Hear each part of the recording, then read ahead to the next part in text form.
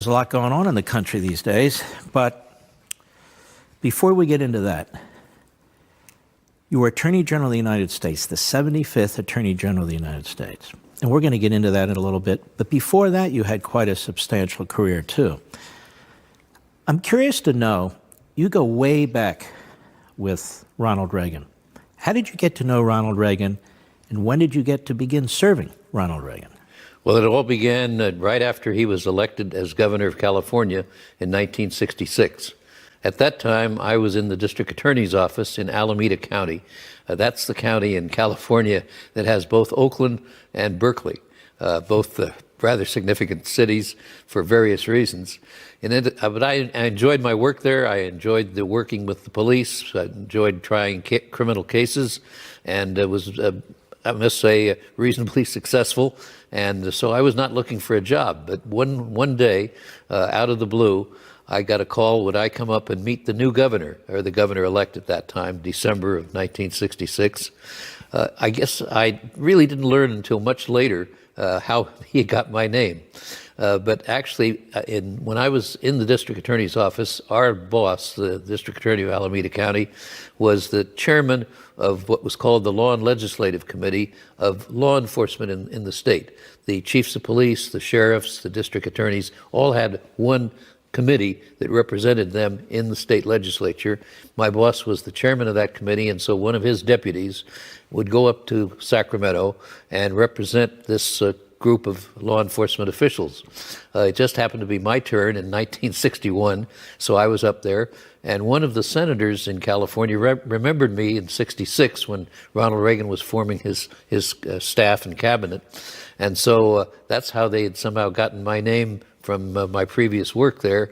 And so I get this call out of the blue. And so I was not looking for a new job, and went up to Sacramento, met some of his transition team, and then they asked me to come back to meet with him. And so I met him. He walked into the office and asked me to come into his private office. We talked, just the two of us, for a half hour. I was so impressed with him, quite frankly, and I was surprised at the end of the half hour when he offered me the job as what became his legal affairs secretary, and his staff member who was responsible for working with the legal community, with the judiciary, with law enforcement, that sort of thing. And so that's, I remember accepting on the spot, and then driving home 75 miles to try to explain to my wife how we were going to have a change in our life. And it was a great opportunity. I thought I'd do it for a couple of years and then go back to the district attorney's office.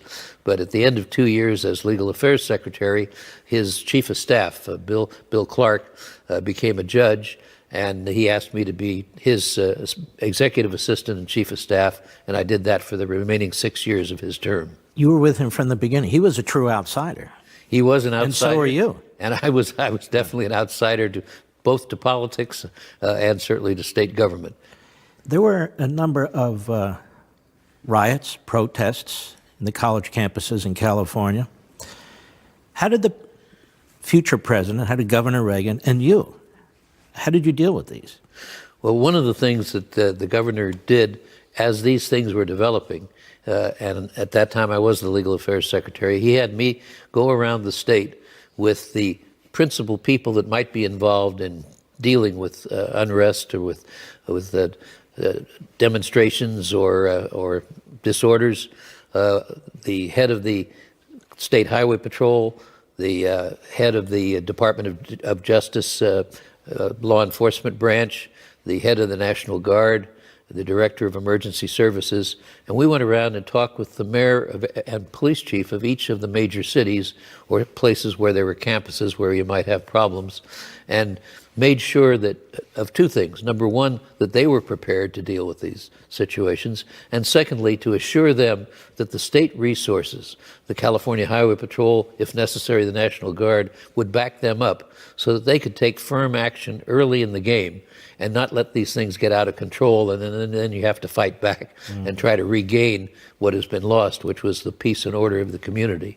And so Ronald Reagan's idea was to be very firm, at the same time to recognize that you give people the opportunity not to participate in disorder or riots or breaking laws, and to if necessary, listen to what the grievances were and to try to treat people fairly, but always with the understanding that no one has the right to either break the law or to trespass on other people's rights.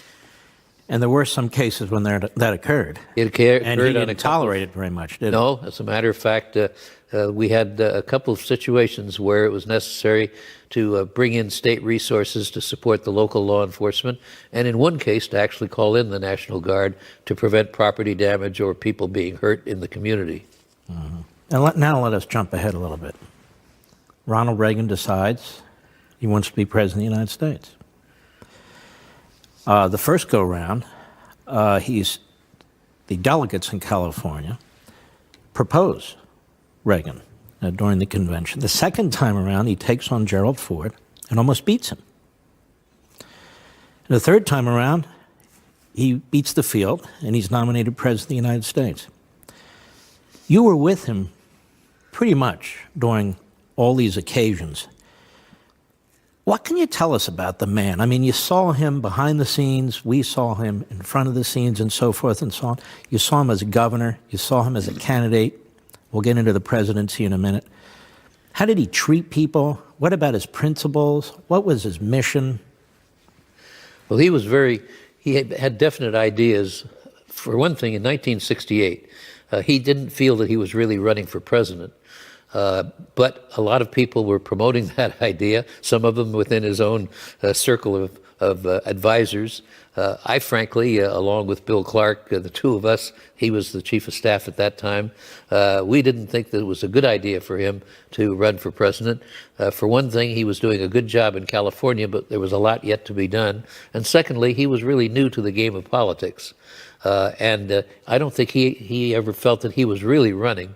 But a number of people, he was a favorite son candidate in California. There was a reason for that, and that was to bring all the segments of the Republican Party, which had been torn asunder a few years before, to bring them, particularly in the Goldwater-Rockefeller fight of 1964.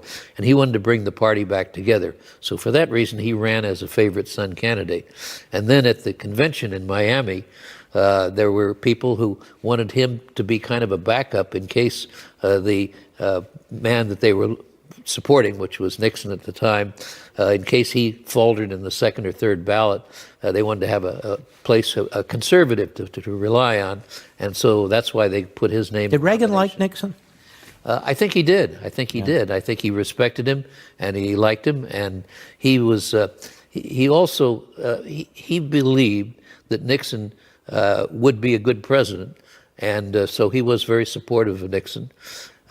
And then, of course, in 1976, he regretfully ran against an incumbent Republican president, Gerald Ford, because he liked Ford also. But he felt that the country was on the wrong track in two ways. Number one, the administration then was still essentially taking the programs and the philosophy that Lyndon Johnson had brought in with the so-called Great Society, and that they were continuing those programs and even building on them, both in the Nixon and the Ford administrations. And so he felt that the government was growing too fast, the federal government, and that it was spending too much money. And the other thing was, he had studied communism from the early days, his early days in the 1940s, when he was president of the Screen Actors Guild, and the Communist Party USA tried to take over the movie industry in Hollywood because they wanted to use it for propaganda. And so they tried to infiltrate the various unions. And one of those unions was the Screen Actors Guild, of which Ronald Reagan was the president. And he led those unions to fight the communists and to root them out so that the communists didn't have a stronghold in the major communications vehicle in those days, the movies. And so he read about communism internally in the United States, but he also read about international communism. And so he had developed his own ideas. So in 1976, when we had so-called détente, the idea of communism and freedom existing side by side, he knew that that was not a stable relationship. And therefore, he felt that the Soviet Union was actually cheating on this idea of détente, and that as a result of that, we were being weakened, and that the forces of oppression, particularly where the countries behind the Iron Curtain were under the strong yoke of the communists, that this was not a good way for people to continue to live in those countries. And so for that reason, he essentially took on the foreign policy of the then existing administration. And he almost won. And he almost won in 76. And he Yes, was indeed. disappointed. I mean, he almost won. He was disappointed. And Martin Anderson and others who worked for him said the next day he was off and running again. Well, I think that's a little bit of an exaggeration. Really? I don't think he was really, because I think at that time he was in his late 60s, and nobody had ever run for president, or at least been successful for president at the age of 70. And so he was still uncertain, I think, in my personal conversations with him, he was uncertain. But he didn't want to rule it out. Mm-hmm. And so he wanted to leave that open as a possibility. And of course, as he moved ahead, particularly as Jimmy Carter became president and he saw things continue to move in the wrong direction, that was when he firmly believed that it was important that he run again, and which he did, of course. And quite frankly, Ronald Reagan at 70 was better than many people at 50 in those days. Well, now you have people like Biden, who's 74, and so forth, talking about running and so forth. It's almost absurd. But well, it certainly is absurd about in his case, Mr. Biden yeah. running at any time. Reagan, in his private life and dealing with you and others who were very close to him, a compassionate man? Very compassionate. You know, we had a tragedy in our family, and when I came back into the office, the first two people that were there, this was the day after it happened, were Ronald and Nancy You Reagan. lost your son. Yes, and they couldn't have been more compassionate, more helpful. You know what he did? He said, you've got to take some time, a week, and get your family back together. And he gave us Camp David so that we could have a place away from everybody else where we could just be with our family. At the time that our son was killed, unfortunately, our family was literally all over the world. I had a son in the Army who was in South America. I had a daughter who was with friends up in Alaska or in the Northwest someplace. My wife was traveling. I was traveling in the West Coast, and we were able to bring our family back together. But that was the kind of thing that he did. Even when he was governor, I remember there was one instance where this was in the middle of the Vietnam War, and a young man, and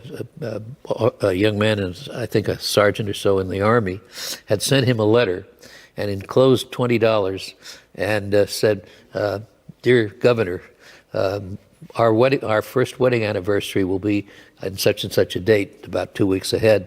He said, "Would you mind taking this money, buying some flowers, and getting them to my wife?" And Ronald Reagan, of course, not only added a few dollars, quite a few dollars, for a little better bouquet, and then literally went to the man's house and personally presented this to this Army sergeant's wife. But those are the kinds of things he did. He had friends like Frank Sinatra and others, and when he would get a letter from someone who had had some hardship, or a kid saying, "My bike was struck and destroyed," he would point this out to the friend, and that friend would anonymously then take care of whatever that mission needed to be to help some person somewhere in California.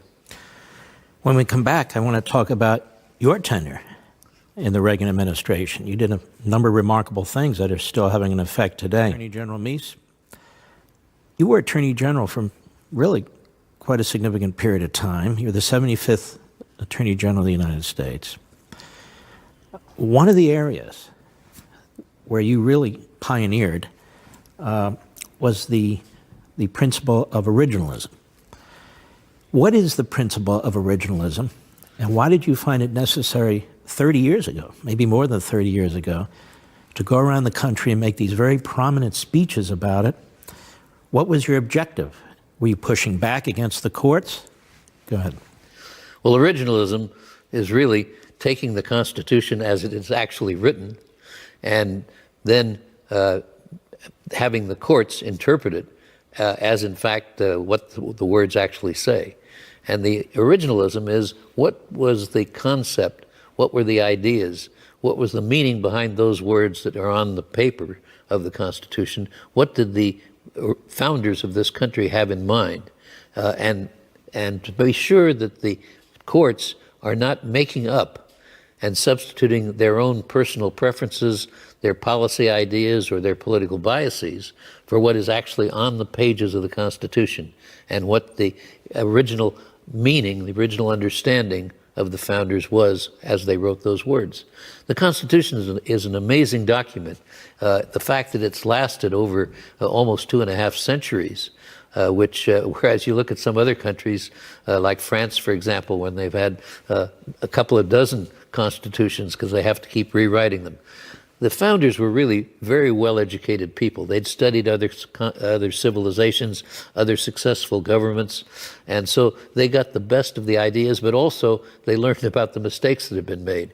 And that's why they didn't try to create a municipal code or anticipate every situation. They've put into the Constitution a set of principles, a set of ideas, which in fact were then implementing the Declaration of Independence. And you almost have to read those two documents together in order to understand what they did.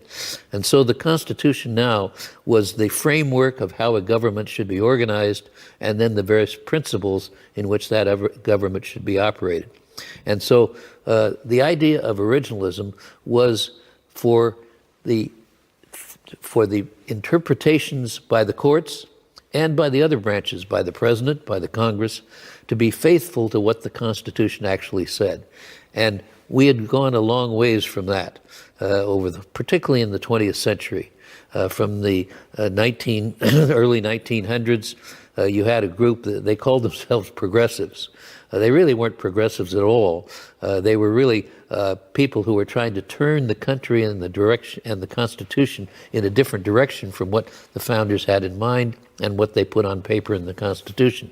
And so that was the reason to try to bring judges, particularly the federal judiciary, the Supreme Court, back to what the Constitution actually said and the laws passed by Congress, so that we didn't have courts and judges usurping the powers of the Congress, usurping the powers of the executive branch, and also, quite frankly, changing the way in which the Constitution was being read. And it's amazing because you felt it necessary to go out there and make speeches and press the case.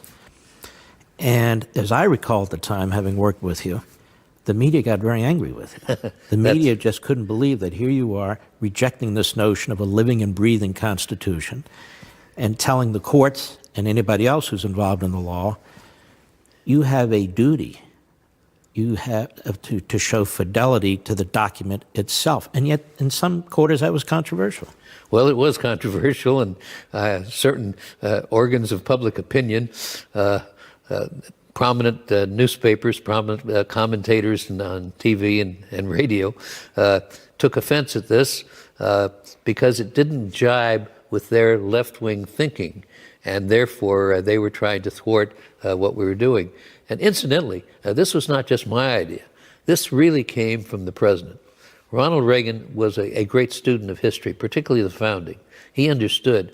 As a matter of fact, if you go back and read his speeches, you'll find references to the Constitution replete throughout his speeches, because that's what he believed his job was to faithfully interpret, faithfully follow the Constitution.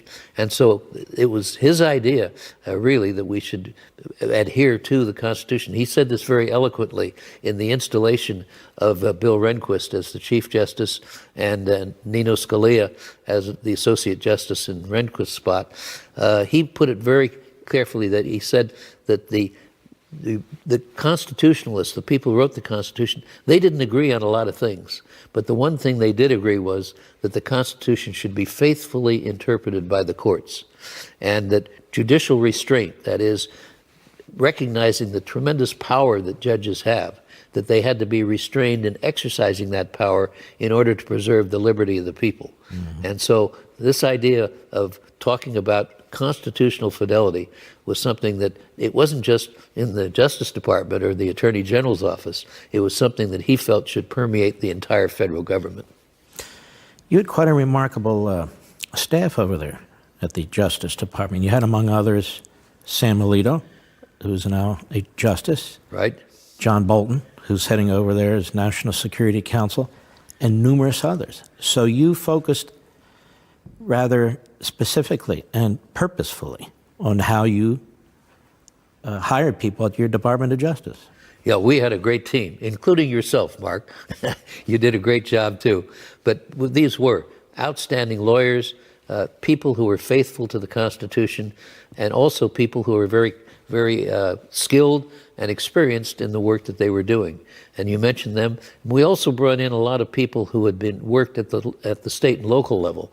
Lowell Jensen, for example, who was my deputy, had been the district attorney of Alameda County. Steve Trott had been in the district attorney's office in Los Angeles. Both of whom went on to be federal judges. They both went on to be federal judges, and they did great jobs as top officials in the Department of Justice.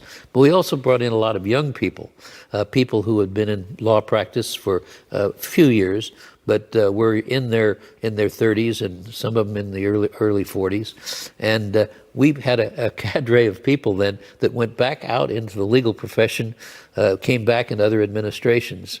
And I was very proud of the group that I was privileged to work with in the Justice Department. Many of them became professors. Yes, we had some great... Was this your idea? You wanted to create a future generation of prominent originalists who can help spread the word?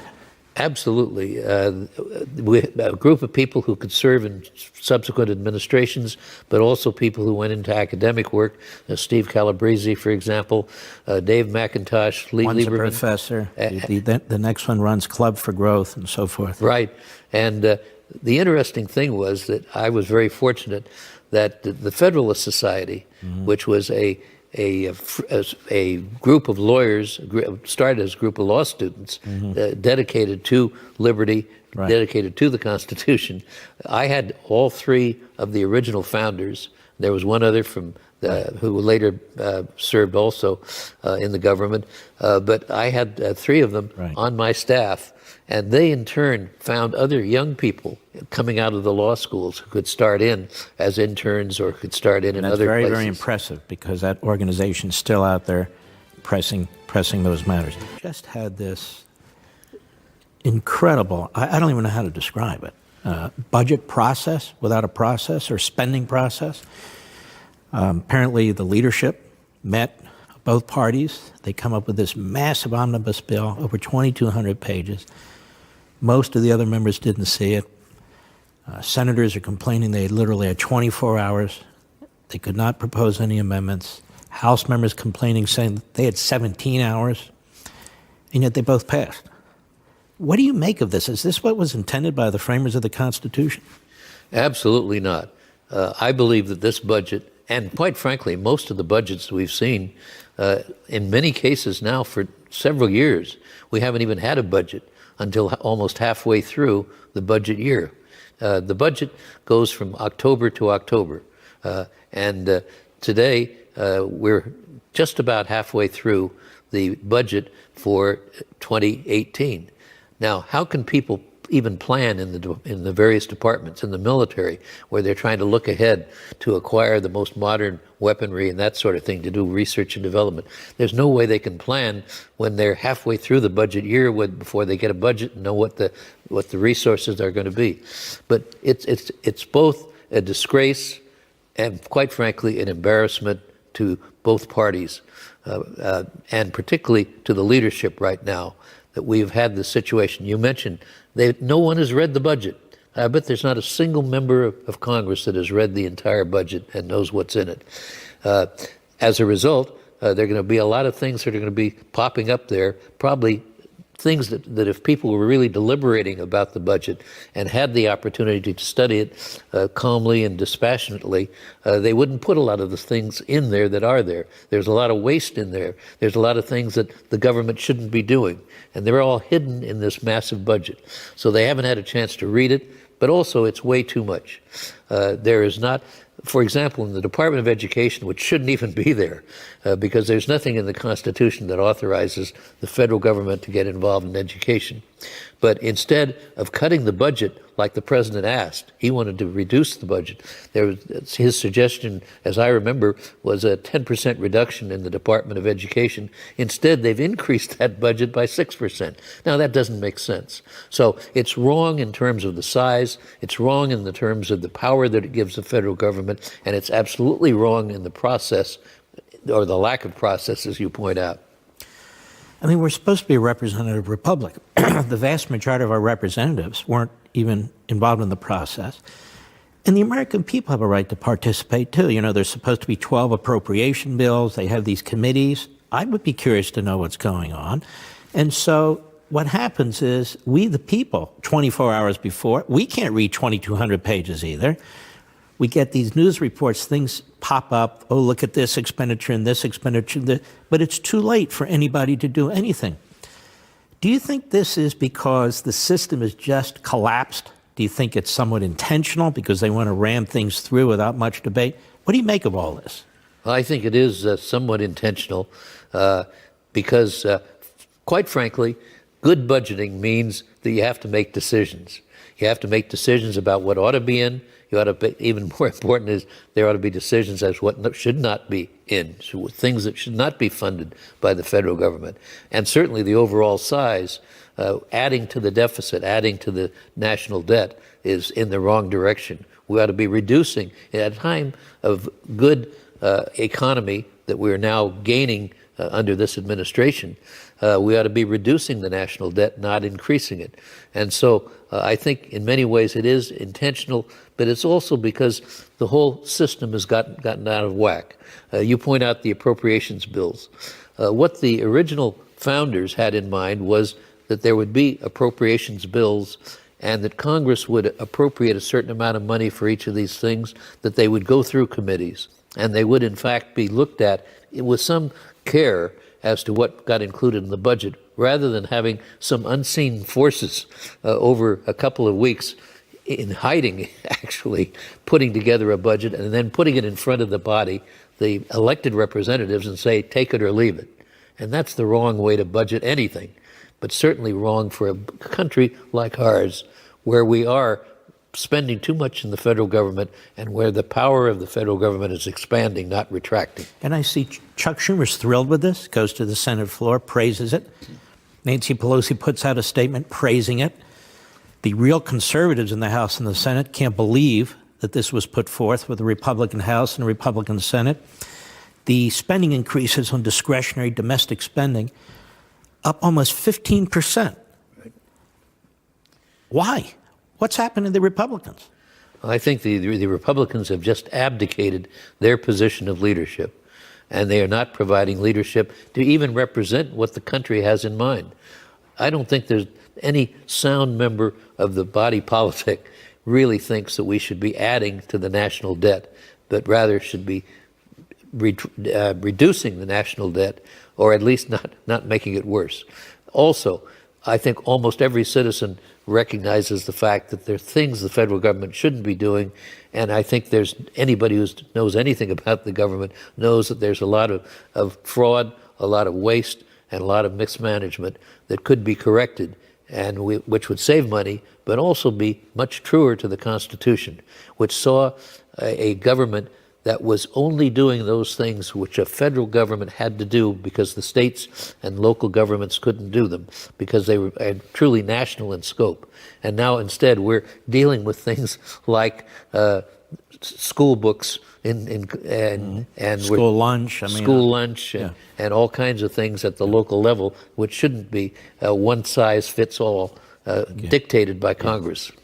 When we return, I'm going to ask the Attorney General, what do you think about the Supreme Court today? The President made a wonderful selection of Neil Gorsuch on the Supreme Court. Mm-hmm. There's a couple other wonderful justices, Alito, Thomas, and so forth. We miss Scalia very, very much. What is your take on the current Supreme Court in terms of originalism? Well, I think the Supreme Court today is better than it has been in the past. I think we have, normally, we have close to 5 votes. for constitutional fidelity, and that's very important. As you point out, Justice Gorsuch has been a great addition, probably one of the clearest writers on the court is Clarence Thomas, who's very careful and actually would go further to move the court in the direction of constitutional fidelity. So I think that we have great prospects, and that's why it's so important that we continue to have a president who believes in the Constitution and in the appointment of judges at all levels. Because remember, the courts of appeal also are going to handle most of the things, and the constitutionality of laws, constitutionality of federal executive actions are mostly decided at the Court of Appeal level, and there have been some excellent appointments there. But we have to make sure that gets maintained. The 5-4 balance in favor of the Constitution is a very delicate balance right now, and we could certainly use a couple more constitutionalists on that court. And sometimes we don't get the 5. Sometimes we don't, unfortunately. What do you think about President Trump and his selection of judges? I think it's been fairly exceptional. I would say that it certainly has been outstanding. President Trump has been very careful, and frankly, he's looking in the right places to find those judges for all levels of the court, particularly the courts of appeal and the Supreme Court. He's looking to the Federalist Society, which is committed to constitutional fidelity. It's looking at the Heritage Foundation. He's looking to other similar sources who believe in what the founders had in mind. And you can see the urgency of putting people who have fidelity to the Constitution on the court when you see some of the rulings by some of these district judges appointed by the prior President Obama with respect to immigration. Some of these decisions have been truly outrageous, have they not? Absolutely. First of all, the judges at the district court level have gone far beyond what has been traditionally their role, and that is to make decisions for particular cases, and certainly decisions that only apply in the area where they have jurisdiction. Instead, these judges are issuing what they call nationwide rulings at the federal district court level, which is really unusual and has not been done that way in the past.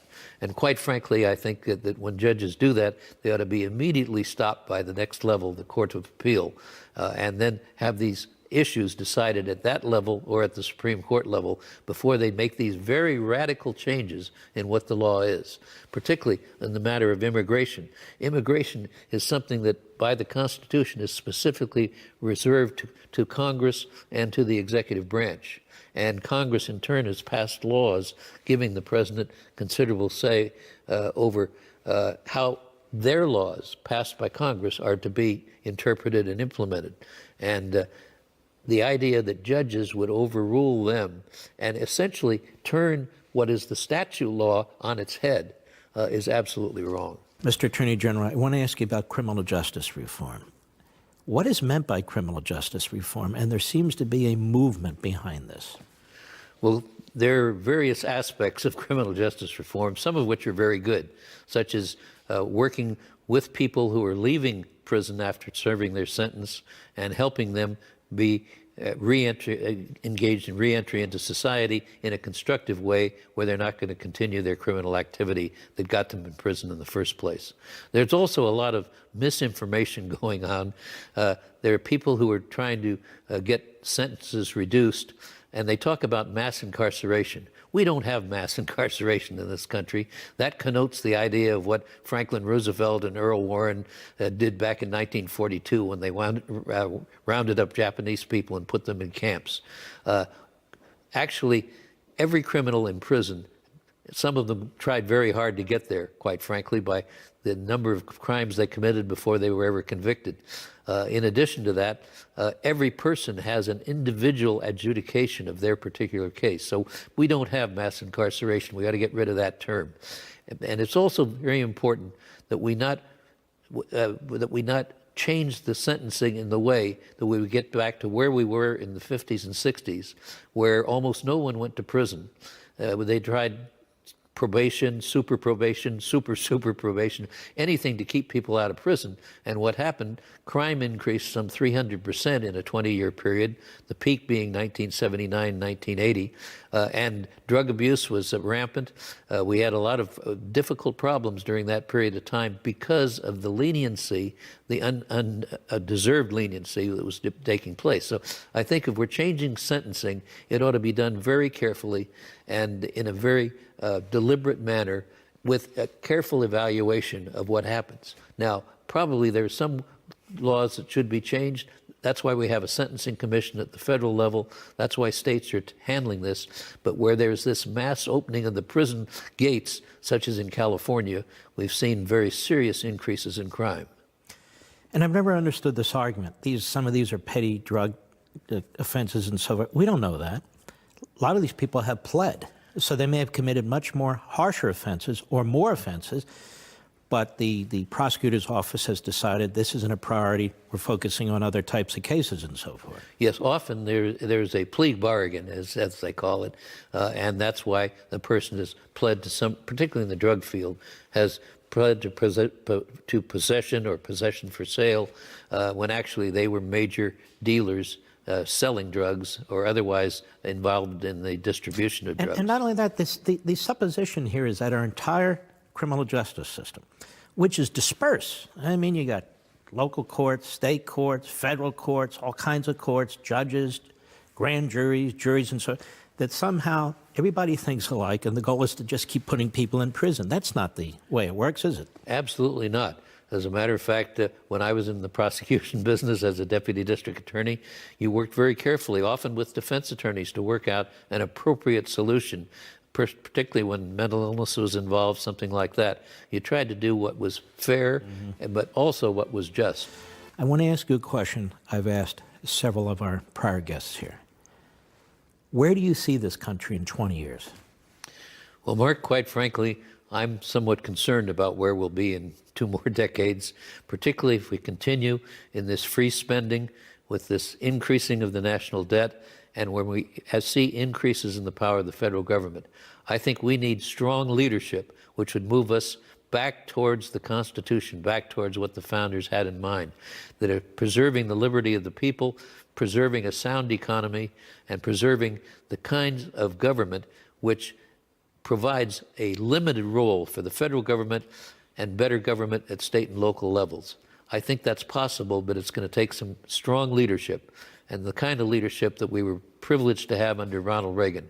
We saw all those advantages, both in terms of international affairs and in terms of the economy and in terms of what's happening to the people of our country. We need to return, if you will, to Reaganism as a watchword for how the federal government operates, how Congress operates, and how the courts operate, particularly being faithful to the Constitution. You think we have a good shot at it? I think we do. I think, we were in pretty tough shape under the Carter administration and in what had happened for the previous 20 years before that. I think that I would hope that our country, which has been truly blessed during our 2 centuries, would continue in that direction. Great pleasure. Thanks for joining us.